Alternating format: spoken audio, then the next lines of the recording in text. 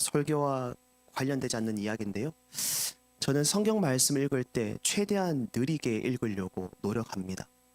그 이유는 제가 어느 날 장례식장에서 장례 예배를 집례할 때 주셨던 그 마음 때문입니다. 장례식에서 여러분들 예배를 들어보신 분들은 유가족들이 얼마나 그 한 번의 예배를 소중하게 여기는지 그 마음을 아실 겁니다. 그때마다 예배를 드릴 때 그들에게는 그 유족을 위한 마지막 예배일 텐데 위로 예배, 입당 예배, 위로 예배, 입관 예배, 발인 예배 등등 마치 우리의 인생 가운데 오늘이 마지막 예배인 것처럼 주님께 간절하게 예배를 드리기 위한 그 마음이 있다면 이 구절이 우리의 인생 가운데 마지막 구절이 된다 생각하며 그때부터 제가 말씀을 꼭꼭 씹듯이 천천히 읽었던 것 같습니다. 오늘 이 말씀이 여러분들 인생 가운데 기억이 되는 말씀이 되기를 간절히 소망하고요. 혹여나 이 말씀이 우리의 인생 가운데 마지막 말씀이 된다 했을 때에 그 은혜로 말미암아 주님께 감사함을 고백할 수 있는 그러한 놀라운 은혜가 우리 모두에게 허락되어지기를 간절히 소망합니다. 아멘이십니까? 여러분 언제 가장 쉼이 필요하다라는 것을 느끼십니까? 지금. 아마도 몸이 지칠 때 그 쉼이라는 것을 생각하게 되는 것 같아요. 사실 몸이 지칠 때보다 마음이 지쳐갈 때 우리는 진짜 쉼을 갈망하게 되는 것 같습니다. 요즘 사람들은 하루에 몇 번씩이나 힘들다라는 말을 내뱉는 것 같아요. 여러분도 오늘 하루를 한번 생각해 보시겠어요? 감사하다라는 것을 많이 내뱉은 것 같으십니까? 아니면 참 힘들다, 참 어렵다 라는 말들을 많이 내뱉으신 것 같습니까? 육체의 피로도 분명히 있습니다. 그러나 삶을 살아갈 때 우리의 마음의 무거움이 우리에게 자꾸만 우리를 지치게 하고 쉼이 필요하다라는 갈망을 생각나게 하는 것 같습니다. 우리 매일 삶을 살아갈 때 끊임없이 비교하고 끊임없이 오늘보다 내일이 더 좋은 삶을 살기를 소망하며 얼마나 고군분투하며 삶을 살아가고 계십니까? 그럴 때 우리는 이런 생각을 합니다. 조금 더 잘해야 하지 않을까? 조금만 더 견디며 좋은 날이 있지 않을까? 라는 그 생각과 그 이상 때문에 우리는 오늘도 지쳐가는 삶을 살아가지만 그럼에도 또 내일을 소망하며 삶을 살아가는 것 같습니다. 우리는 이 질문을 우리에게 한번 던져보았으면 좋겠습니다. 도대체 쉼은 어디에 있는 것일까? 오늘 말씀의 제목이죠. 쉴 곳을 찾는데 도대체 믿는 이들에게 쉴 곳은 어디인가? 라는 겁니다. 오늘 본문이 이 질문에 대한 해답을 우리에게 제시하고 있습니다. 특별히 예수님께서 오늘 본문을 통해서 우리에게 이렇게 초청하세요. 수고하고 무거운 짐진 자들아 다 내게로 오라. 내가 너희를 진짜 쉬게 할 것이다 라고 초청하고 있는 것이죠. 우리를 진짜 쉼의 자리와 생명의 자리로 주님께서 초청하고 계시다. 다시 말해서 하나님께서 우리에게 부르심, 불러주고 계시다라는 겁니다. 지금부터 오늘 본문을 살펴볼 건데요. 바라는 거예요. 조금이나마 여러분들의 육신의 쉼을 저는 허락해 드릴 수는 없습니다. 먼저 말씀드립니다. 오늘 설교가 조금 길 것 같아요. 제가 그래서 먼저 말씀드렸어요. 육신의 쉼을 드리기는 조금 힘들 것 같은 오늘 이 밤입니다. 그렇지만 바라는 거요. 오늘 말씀을 통하여서 여러분들 영혼 가운데 진정한 쉼이 허락되어질 수 있기를 간절히 소망합니다. 오늘 본문은요. 예수님께서 복음을 전하셨음에도 불구하고 회개하지 않는 도시들을 책망하신 후의 장면입니다. 다시 말씀드려요. 이 내용을 기억해 주셔야 돼요. 예수님께서 끊임없이 복음을 전하셨음에도 불구하고 회개하지 않는 도시들을 책망하신 후에 오늘 본문이 기록되어져 있습니다. 우리 첫 구절이 이렇게 됩니다. 25절입니다. 다 같이 읽을까요? 시작.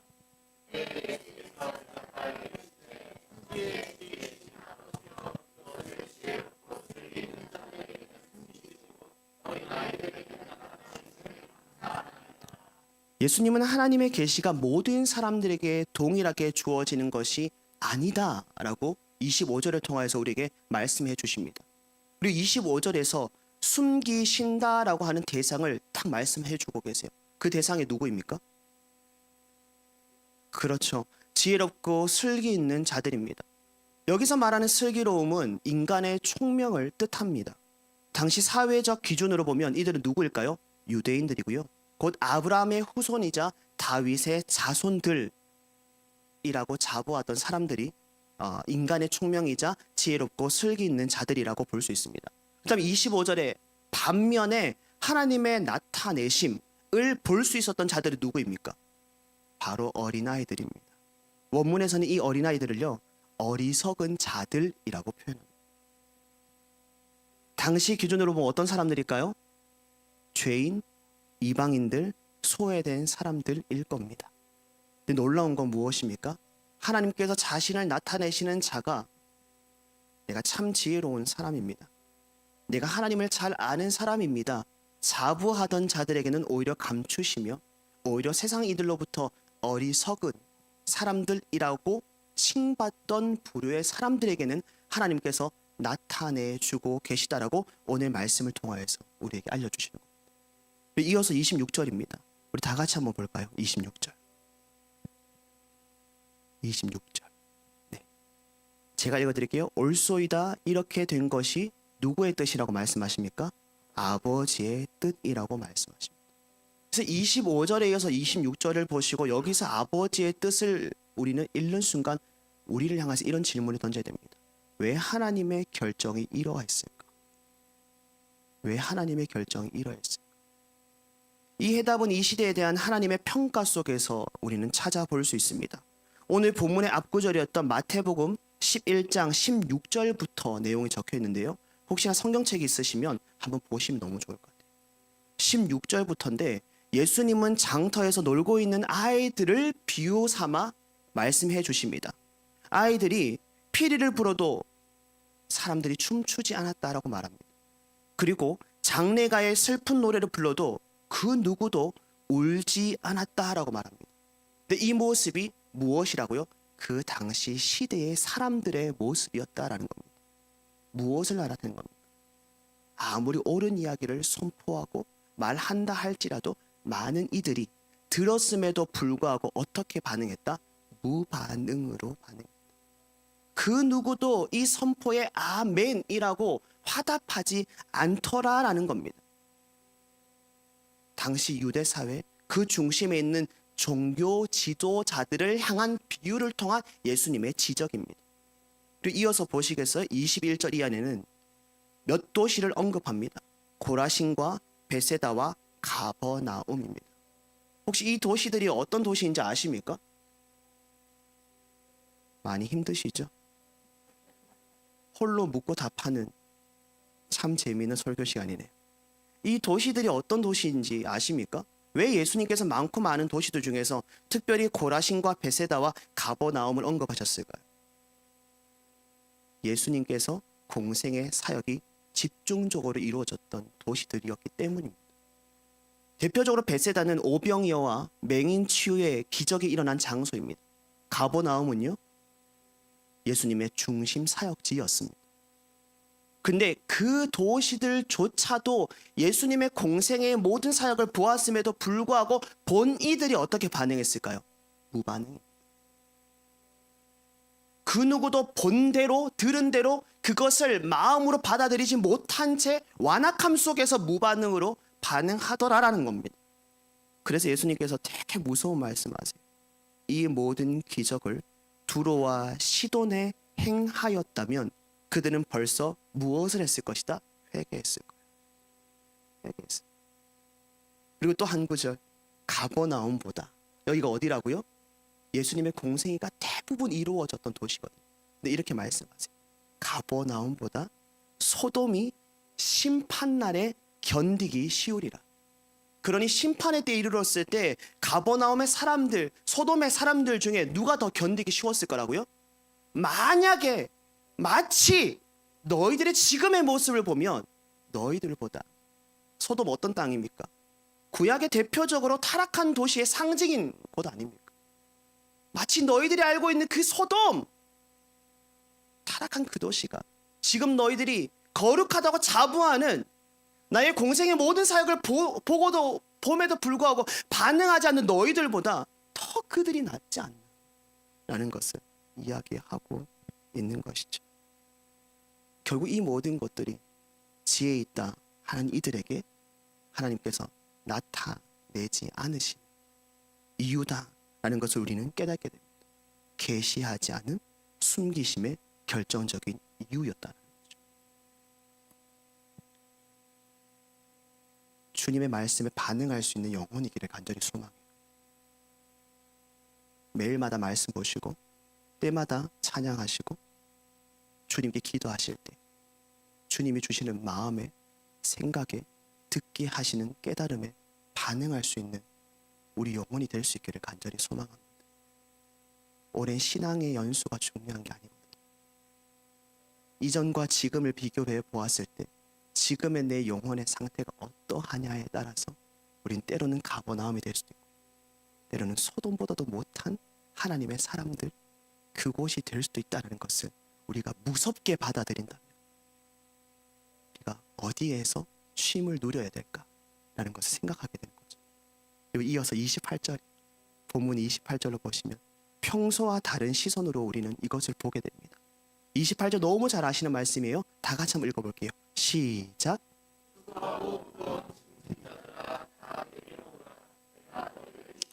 여러분은 너무 여러분들의 위로가 되는 메시지죠. 제가 예전에 이 본문으로 설교를 해본 적이 있더라고요. 그런데 그것을 보고 제가 오늘 이 설교를 준비하는 가운데 예전의 설교를 다 지워버렸어요. 새롭게 하나님께서 깨닫게 하시는 바가 있더라고요. 보세요. 여기서 수고하고 무거운 짐진 자들아 내게로 오라 라고 한 이 사람들이 누구일까요? 누구일까요? 대부분 이렇게 생각하죠. 제가 왜 전 문맥을 이야기 먼저 했을까요? 심판하신 후에 이 장면이거든요. 지혜롭다라고 하는 자들에게는 감추시며 어린아이와 같은 자들에게는 나타내셨다고 말씀하셨죠. 그 후에 바로 이 장면이거든요. 수고하고 무거운 짐진 자들아 다 내게로 오라. 무엇을 말하는 거예요? 너희들 헛된 짐을 너무 힘들게 지어가고 있다라는 거예요. 그러니 지금 여기서 말하는 수고하고 무거운 짐진 자들은 어린아이가 아니라 어떤 자들이라고요? 내가 하나님 좀 알아.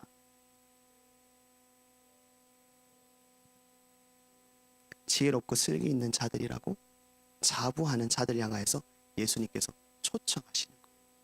푸고 수고하고 무거운 짐진 자들.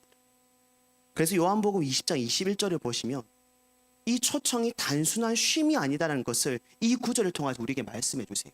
다 같이 읽어볼게요. 예수께서 시작.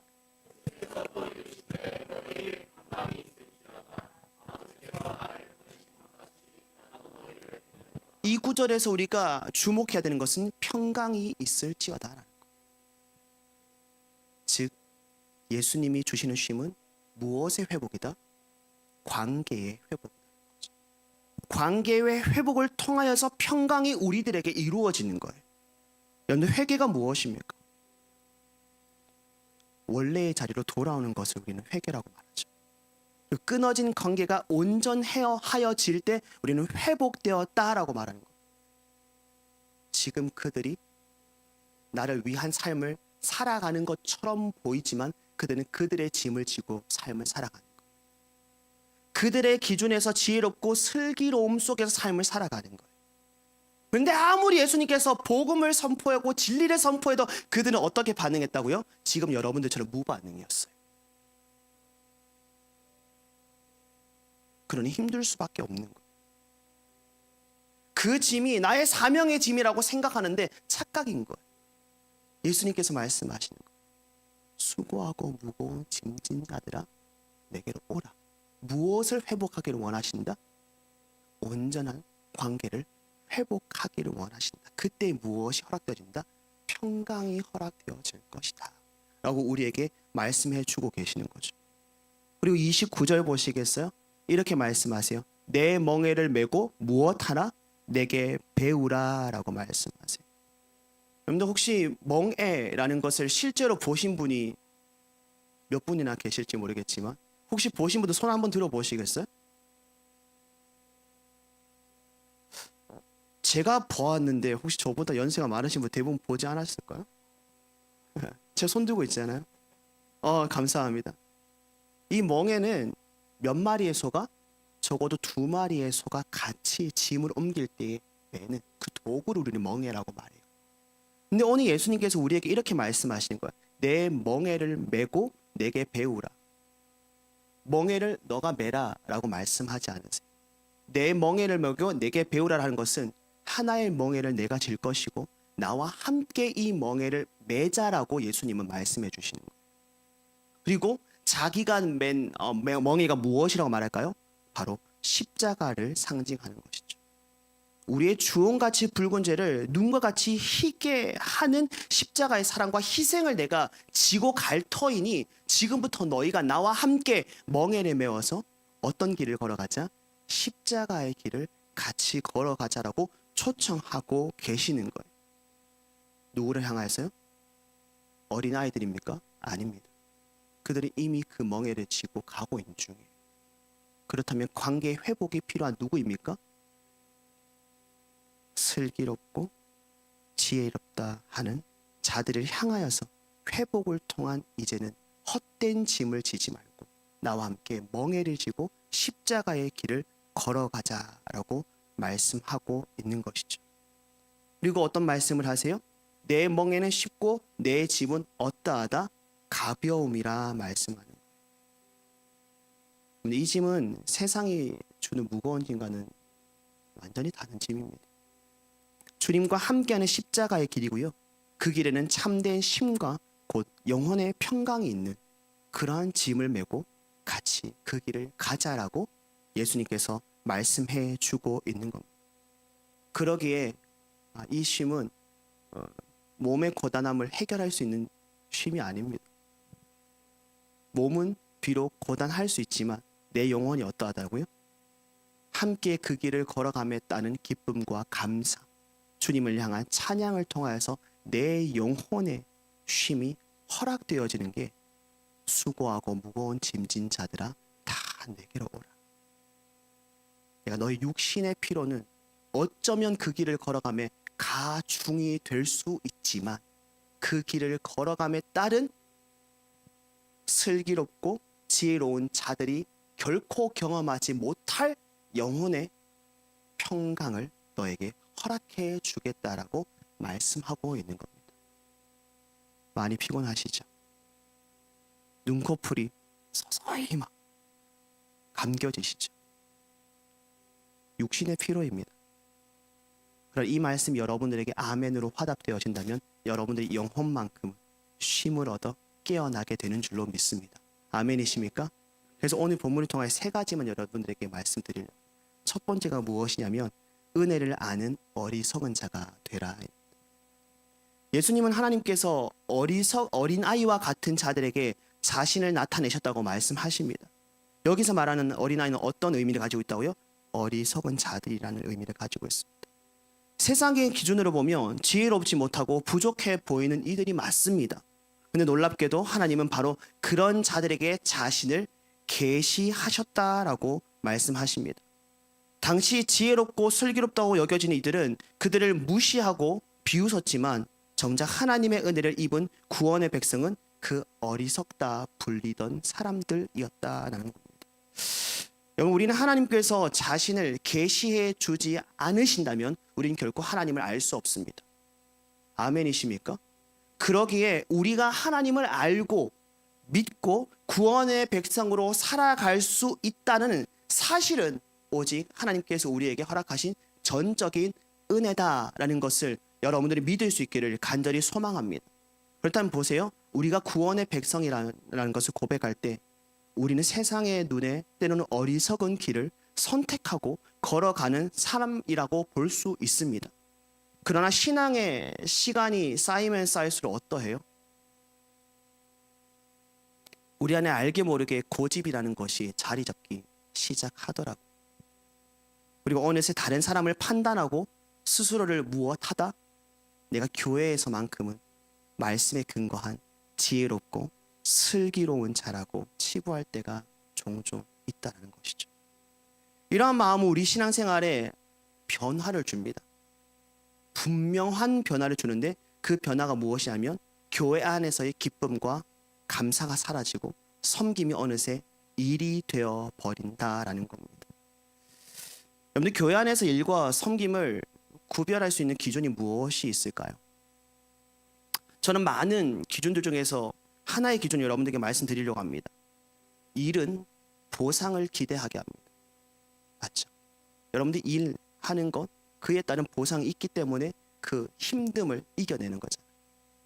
근데 섬김은요, 하나님과 교회를 위해 쓰임 받았다라는 그 사실이 나에겐 가장 큰 보상으로 찾아오게 하는 겁니다. 내가 열심히 일을 함에 따른 보상을 기대하는 것이 아니라 내가 우리 기쁨의 교회를 위하여서, 아니 기쁨의 교회 안에서 주님께 귀하게 쓰임 받는 그 섬김만으로 우리는 이미 모든 것을 보상받았습니다 라는 것을 고백하게 되는 것이 섬김이라고 볼 수 있는 겁니다. 그래서 전 질문 드리고 싶은 거죠. 여러분들, 교회에서 일을 하십니까? 아니면 교회에서 기쁨으로 섬김을 하고 계십니까? 세상은 이해를 하지 못할 겁니다. 교회에서 이 섬김이라는 모든 것들을 왜? 내 시간과 내 에너지와 내 돈을 들여서 다른 누군가 전혀 관계가 없는, 하나님이 아니라면 전혀 남남일 서로를 섬기는가 라고 하는 어린 아이들을 바라보는 어리석은 잣일이라고 말할 수도 있을 겁니다. 그러나 우리는 알고 있죠. 이것이 주님께서 우리에게 원하시는 삶의 모습이고 교회 안에서의 섬김이라는 것을 우리는 알고 있다라는 겁니다. 질문 드립니다.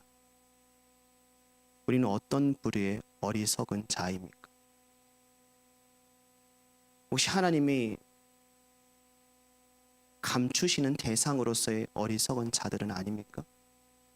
아니면 세상 이들에게는 어리석다라는 말을 듣는다 할지라도 주님의 계속된 계시하심을 통하여서 그 은혜에 감사하며 기쁨으로 교회를 섬기시는 어리석은 자입니까?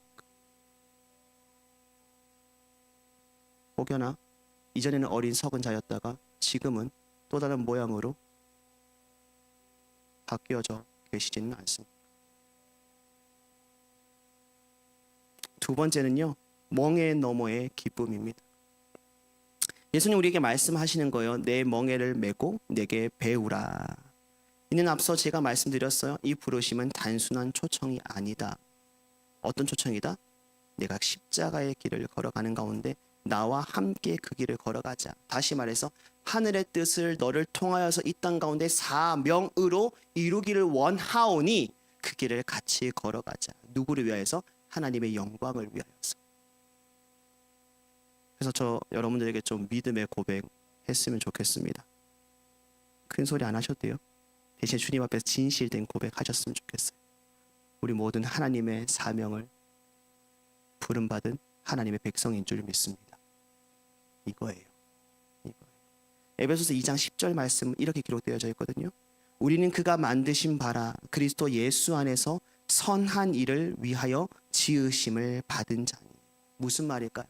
내가 하나님을 위하여서 멍에를 맨다라고 한 순간부터는 그 누구도 빠짐없이 모두가 각기 다른 하나님의 부르심에 따른 사명이 그 순간 우리 모두에게 허락되어진다는 거죠. 고유한 사명이라. 근데 중요한 건 그 사명이 항상 우리에게 뚜렷이 보이는 게 아니에요. 내가 어떠한 길로 걸어가야만이 이것이 하늘의 뜻을 나를 통해서 이루어지는 사명인지를 우리는 뚜렷이 알 수가 없을 때가 더 많다라는 거죠. 그럼에도 불구하고 우리는 그런 상황에서도 어떻게 될까요? 작은 순종의 한 걸음으로 걸어갈 때에 비로소 우리 안에 무엇이 찾아온다? 영혼의 기쁨이 찾아온다. 사명의 길을 걸어갈 때야만이 우리에게 영혼의 기쁨이 찾아온다라고 말씀하고 계시는 거예요. 그래서 보세요. 구체적인 사명의 그림이 보이지 않아도요, 하나님과 동행하는 삶 속에서 삶을 살아간 사명자들은 계속 이 질문을 하게 돼요. 무엇을 더 할 수 있을까? 내가 주님을 위해서 무엇을 더 할 수 있을까라는 것을 생각합니다. 찰스 스펄전 목사님 이런 말씀을 하세요. 하나님을 진정으로 사랑하는 자는 그분을 위해 아무것도 하지 않는 것을 견딜 수 없다. 이 말처럼 우리가 진짜 하나님을 사랑한다면요, 사랑하기 때문에 우리는 움직일 겁니다. 사랑하기 때문에 아낌없이 주님께 나의 것을 드릴 겁니다. 사랑하기 때문에 사명의 길을 기쁨으로 걸어갈 겁니다. 그러므로 우리의 사명은 단지 무엇을 해야만 해서가 아니라 무엇 때문에? 주님 사랑하기 때문에 자연스럽게 흘러나오는 삶의 응답이 우리에게 허락되는 사명이다라고 말할 수 있는 것이죠. 그리고 그 사랑은 예수님과 함께 멍에를 메고 걸을 때 더욱 깊어지는 것입니다. 여러분 바랍니다. 우리가 기쁨의 교회에서 함께 사명을 감당할 때 주님이 함께 하신다는 그분을 향한 사랑 잊지 않으셨으면 좋겠고요. 사랑 때문에 여러분들이 그 사명을 감당할 때 기쁨이 가득하기를 원하고요. 그 걸음을 걸어감으로 말미암아 여러분들의 영혼의 폭이 넓혀지고 깊어지는 은혜가 우리 모두에게 허락되어지기를 간절히 소망합니다. 그리고 마지막 세 번째예요. 쉼을 찾아낼 것이니입니다. 쉼을 어떻게 한다고요? 찾아낼 것이니. 예수님은 멍에를 메고 배우는 자들에게 마음의 쉼을 얻으리라 라고 말씀하세요. 근데 새 한글 성경에서는 이 말씀을 이렇게 번역하시거든요. 쉴 곳을 찾아낼 겁니다 라고 말해요. 멍에를 메는 자는 그 멍에를 메고 주님과 십자가의 길을 걸어갈 때에 비로소 너의 영혼의 쉼터를 찾게 될 것이다 라고 말하고 있는 거죠. 여러분 혹시 쾌렌시아라는 단어 들은 적, 본 적 있으시죠? 쾌렌시아. 있으면 끄덕끄덕, 없으면 절레절레라도 해주시면 괜찮으세요? 네. 없으세요? 오케이. 그러면 제가 제 마음대로 한번 이야기를 해볼게요. 이 단어는요, 스페인어로 휴식처와 안식처를 의미하는 단어입니다. 그래서 이 단어의 유래가 굉장히 흥미로운데요. 스페인을 떠올리면 유명한 하나의 전통 축제가 있습니다. 어떤 축제인지 아세요? 네, 토마토 절대 아닙니다. 오늘 대답은 아닙니다. 네, 전혀 신앙적인 거 아닙니다. 맞아요, 이거예요. 투우소 축제가 굉장히 유명합니다. 근데 이 투우소 이제 결투가 이루어지기 전에요, 사람을 위한 투사를 위한 쉼의 공간이 있다라고 말합니다.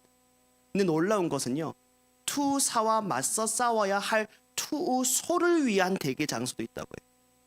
그런데 더 재밌는 건요, 사람을 위한 장소는 우리가 미리 지정할 수 있지만 투소를 위한 쉼의 자리는 사람이 지정할 수 없다고 합니다.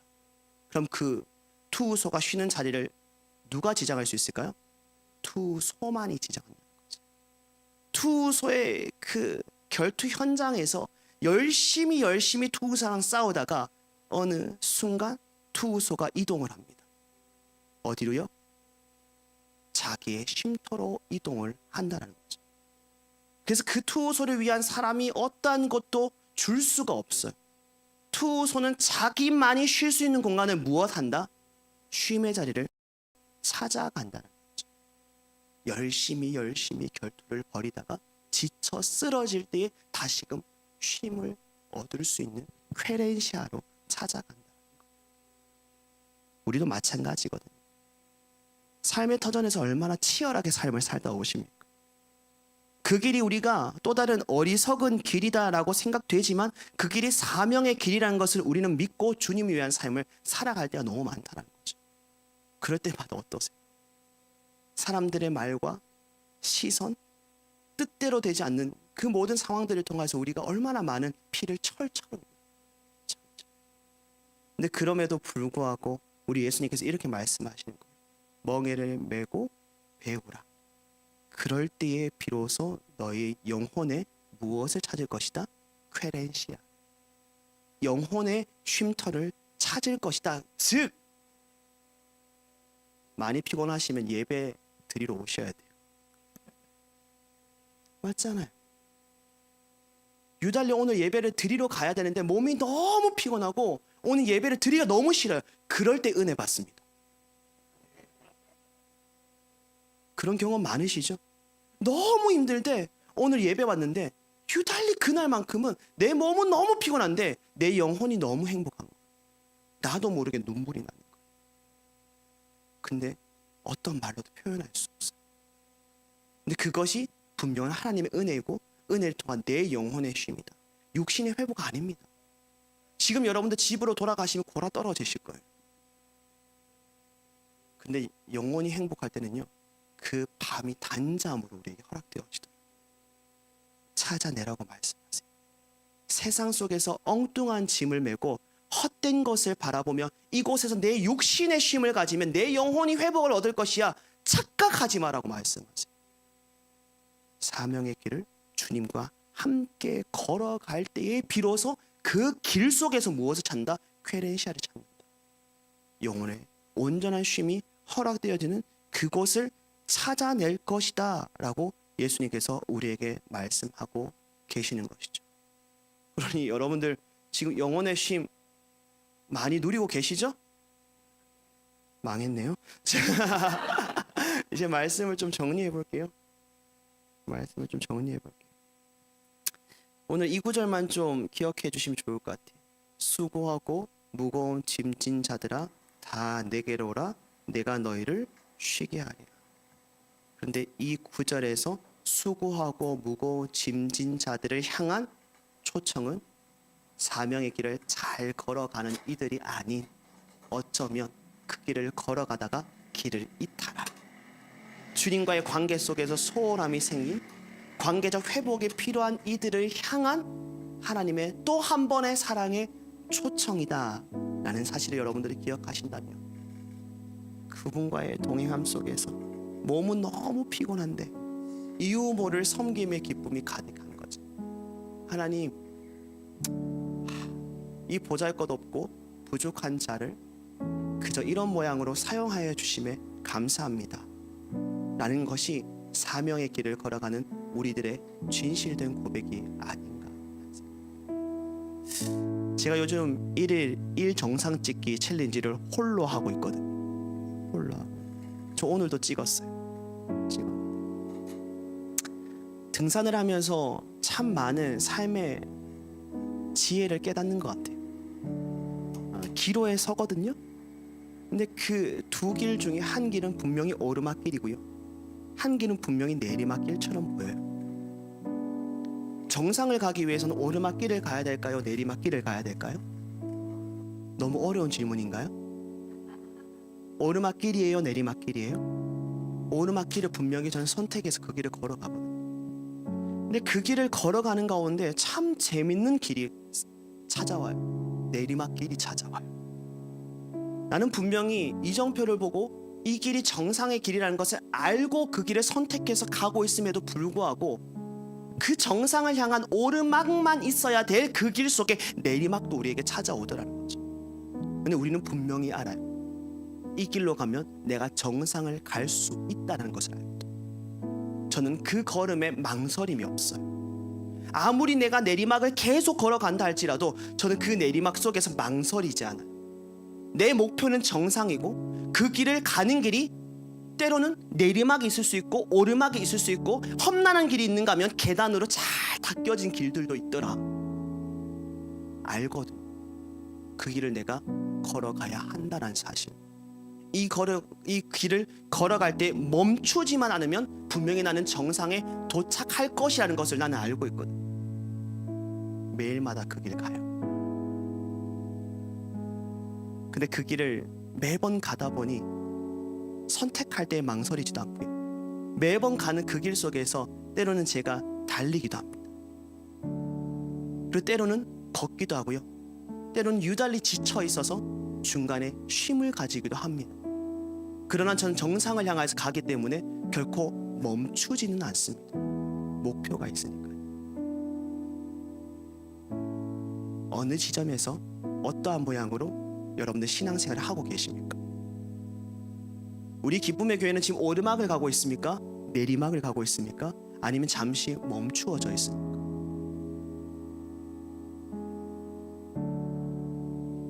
어디에서 우리 영혼의 쉼, 쾌렌시아를 찾을 수 있을까요? 계속 쉬어 보십시오.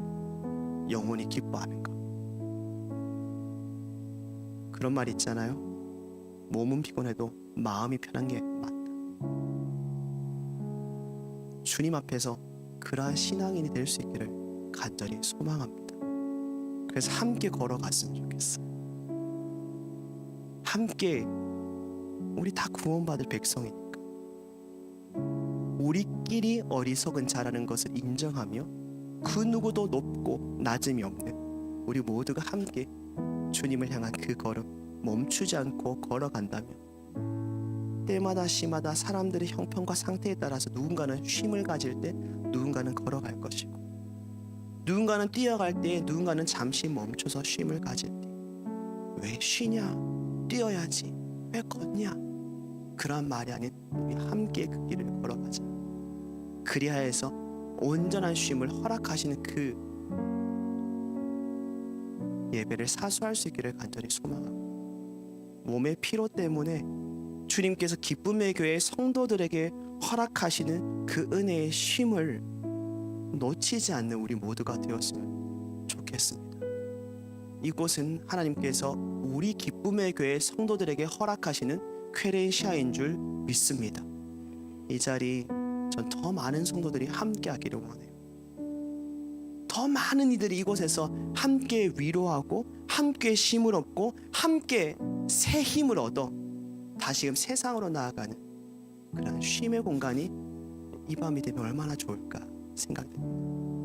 사랑하는 성도 여러분, 쉼의 은혜를 얻었으니 오늘 이 밤 육신의 쉼도 가지시고요, 주일날에 영육 간의 강건함, 그 평강함 속에서 주일날에 기쁜 모습으로, 아름다운 모습으로 다시금 만날 수 있기를 간절히 소망합니다.